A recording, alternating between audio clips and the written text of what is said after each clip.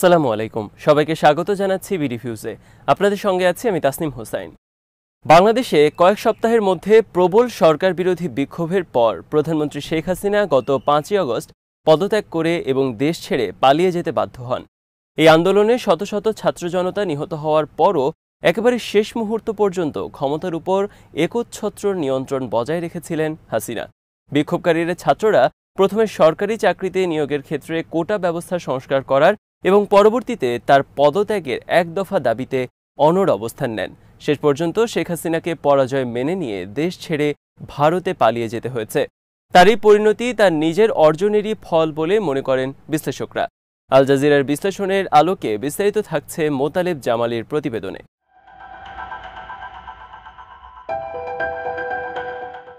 ছাত্রদের প্রবল বিক্ষোভের মুখেও শেখ হাসিনা কোনো আপোষ করতে রাজি ছিলেন না। তিনি বিক্ষোভ দমনে রাষ্ট্রীয় সহিংসতার উপর অতিমাত্রায় নির্ভরশীল হয়ে পড়েন। সরকারের পৃষ্ঠপোষকতা পাওয়া বিশেষ সুবিধাভোগী শ্রেণীর সাথে সম্পর্ক গড়ে তোলার কারণে দেশের সাধারণ মানুষের সাথে শেখ হাসিনার সরকারের কোনো সম্পর্ক ছিল না, বরং অনেক আগেই জনবিচ্ছিন্ন হয়ে পড়েছিল সরকার।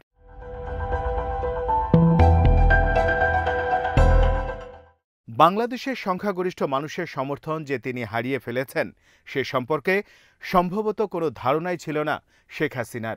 তবে একেবারে শেষ মুহূর্তে তার বোধোদয় ঘটলেও তখন ক্ষমতা থেকে সরে দাঁড়ানো ও দেশ থেকে পালিয়ে যাওয়া ছাড়া তার সামনে আর কোনো পথ খোলা ছিল না।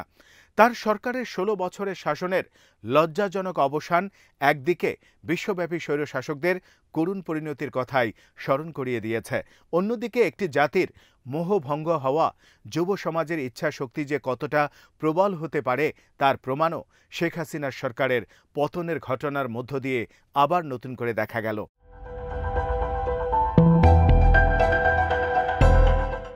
পরিহাসের বিষয় 2008 সালের সাধারণ নির্বাচন সামনে রেখে নির্বাসন থেকে শেখ হাসিনা দেশে ফিরে আসেন।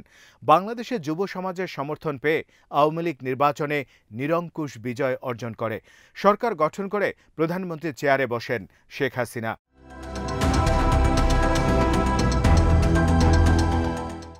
তার সরকারের প্রথম মেয়াদে যুব সমাজের সেন্টিমেন্টকে কাজে লাগিয়ে 1971 সালের স্বাধীনতা যুদ্ধের সময় যুদ্ধাপরাধের অভিযোগে বিরোধী রাজনৈতিক নেতাদের বিতর্কিত বিচার করেন।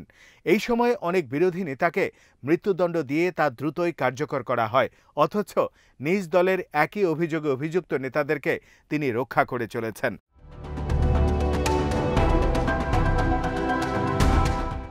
2013 সালে ঢাকায় হেফাজতে ইসলামের অবস্থান কর্মসূচি ভণ্ডুল করতে নির্মম দমন অভিযান চালায় সরকার। এতে অসংখ্য মাদ্রাসার ছাত্র প্রাণ হারান।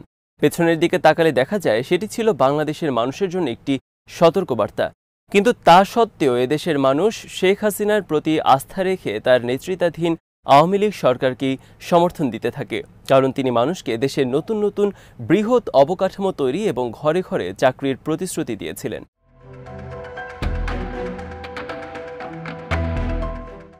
শেখ হাসিনা তার পারিবারিক ট্র্যাজেডি ও তার নিজের উপর হামলার ঘটনার ইস্যুগুলোকে কাজে লাগানো বা ব্যবহারের বিন্দুমাত্র সুযোগ হাতছাড়া করেননি। 1975 সালে এক সামরিক অভ্যুত্থানে তার পিতা শেখ মুজিবুর রহমান সহ পরিবারের অন্য সদস্যরা নিহত হন। এসব ইস্যুকে তিনি মানুষের সামনে তুলে ধরে কান্নায় ভেঙে পড়তেন। তার এই কান্না মানুষের হৃদয়ে নাড়া দিত এবং তার প্রতি সহানুভূতিশীল হয়ে তাকে সমর্থন জানাতেন।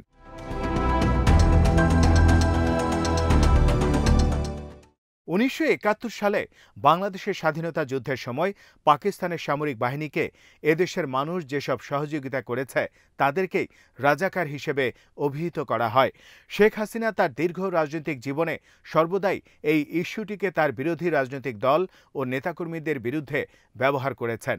তিনি বক্তব্য দেওয়ার সময় প্রায় তাদেরকে রাজাকারের বংশধর বলে গালি দিতেন।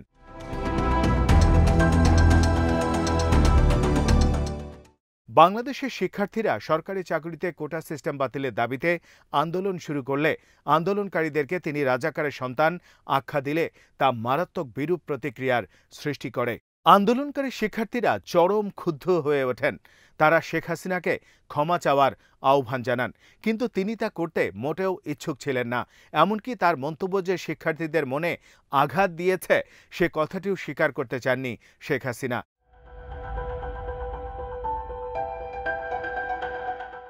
জনগণ কি চায় তা শুনতে বা জানতে শেখ হাসিনার অস্বীকৃতি তার দীর্ঘদিনের সুদৃঢ় রাজনৈতিক বিশ্বাসেরই অংশ। বাংলাদেশের স্বাধীনতার স্থপতি শেখ মুজিবুর রহমানের মেয়ে হিসেবে তিনি নিজেকেও সকল কিছুর ঊর্ধ্বে রেখে একজন দেবীর মতো ও গণতন্ত্রের মানসকন্যা হিসেবে বিবেচনা করতেন। শেখ হাসিনা কোনো বিষয়ে আপোষ করাটাকে মারাত্মক দুর্বলতার চিহ্ন হিসেবেই মনে করতেন।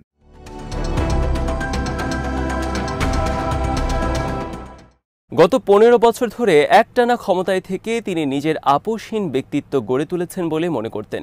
কাজেই কোনো ক্ষেত্রে আপোষ করাটাকে তিনি সেই ব্যক্তিত্বকে খাটো করার শামিল বলেই ভাবতেন। এমনকি ক্ষমতার উপর থেকে তার কঠোর নিয়ন্ত্রণ যখন ধীরে ধীরে শিথিল হয়ে যাচ্ছিল, তখনও হাসিনা মনে করতেন তার পারিবারিক ঐতিহ্য এবং নিজের অনুগত কট্টর সমর্থকরাই কোনো বিষয়ে আপোষ করা বা ছাড় দেয়া থেকে তার রক্ষা কবচ হিসেবে কাজ করবে।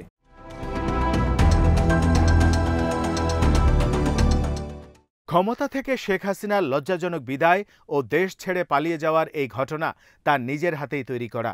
সর্বাত্মক ক্ষমতার মোহের কারণে তিনি দেশে ও বিদেশে তার মিত্র ও বন্ধুদেরকেও হারিয়েছেন। যাদেরকে তিনি নিজের প্রতিপক্ষ হিসেবে ভাবতেন, তাদের বিরুদ্ধে তিনি সবসময় লেগে থাকতেন।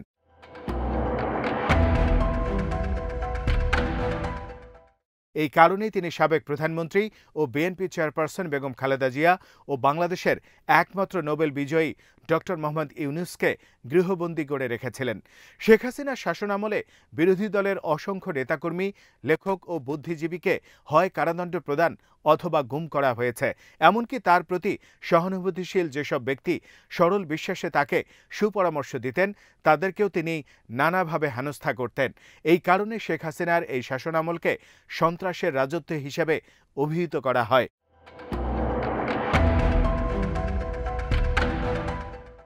শেখ হাসিনার নেতৃত্বে বাংলাদেশকে একসময় সেই সব দেশের জন্য মডেল হিসেবে বিবেচনা করা হতো যেসব দেশ তাদের প্রতিবেশীদের সাথে প্রতিযোগিতা করে শক্তিশালী হওয়ার চেষ্টা করছিল। কিন্তু শেখ হাসিনার সরকার বাংলাদেশকে একটি ভারসাম্যপূর্ণ অবস্থানে না রেখে পুরোপুরি ভারতের অক্ষে নিয়ে যাওয়ায় চীনকে অসন্তুষ্ট করে তোলে।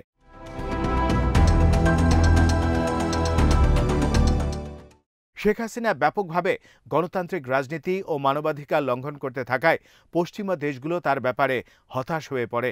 যুক্তরাষ্ট্র প্রকাশ্যেই হাসিনার সরকারের প্রতি তাদের অখুশি থাকার বিষয়টি তুলে ধরতে থাকে। গণতান্ত্রিক প্রক্রিয়াকে বাধাগ্রস্ত করা ও দুর্নীতির সাথে জড়িত সরকারি কর্মকর্তাদের উপর 2023 সালে নিষেধাজ্ঞা আরোপ করে বাইডেন প্রশাসন।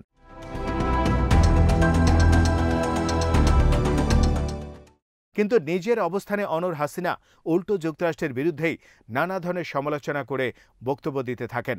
বাইডেন প্রশাসন নিজেই তার দেশের জননিরাপত্তা নিশ্চিত করতে ব্যর্থ হচ্ছে বলে মন্তব্য করেন তিনি। বাংলাদেশে শুরু হওয়া কোটা বিরোধী ছাত্র আন্দোলন দমনে সরকার কঠোর অবস্থান গ্রহণ করায় যুক্তরাষ্ট্রের সাথে হাসিনা সরকারের কূটনৈতিক বিরোধ বাড়তে থাকে।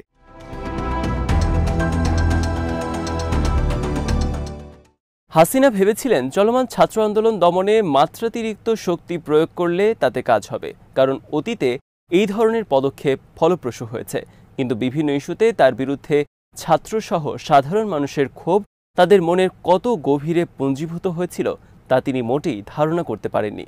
এ কারণে চলমান ছাত্র আন্দোলন দ্রুতই গণ অভ্যুত্থানে রূপ নেয়, যা জেনারেশন জেড রেভলিউশন হিসেবেই পরিচিতি পেয়েছে।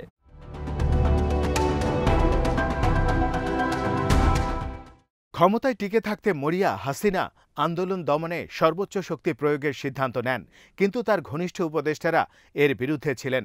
ব্যাপক রক্তপাত এড়াতে তারা তাকে এ ধরনের কাজ থেকে বিরত থাকার পরামর্শ দেন।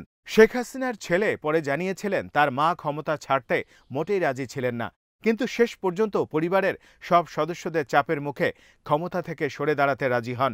এভাবেই তিনি হয়তো নিজেকে শেষ পর্যন্ত মর্মান্তিক পরিণতির হাত থেকে রক্ষা করেছেন। ক্ষমতা ছেড়ে দিয়ে ভারতে পালিয়ে যাওয়াই ছিল তার জীবনের সবচেয়ে নিরাপদ রাস্তা।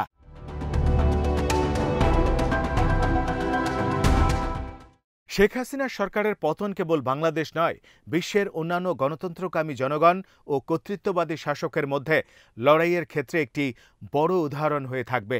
যারা গণতন্ত্রকামী জনগণের আশা আকাঙ্ক্ষাকে স্তব্ধ করে দিতে চায়, তাদের মুখে বাংলাদেশের তরুণ ও যুব সমাজ কড়া চপেটাঘাত করেছে।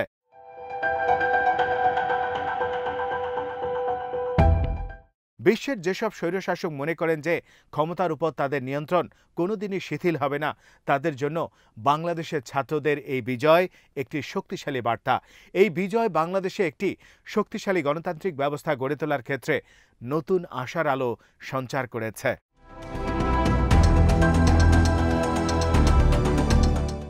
আজ এখানেই শেষ করছি। সবাই ভালো থাকুন, সুস্থ থাকুন আর দেখতে থাকুন বিডি ভিউজ। চ্যানেলটি ভালো লাগলে সাবস্ক্রাইব করুন। সংযুক্ত থাকুন আমাদের ফেসবুক পেজে। আল্লাহ হাফেজ।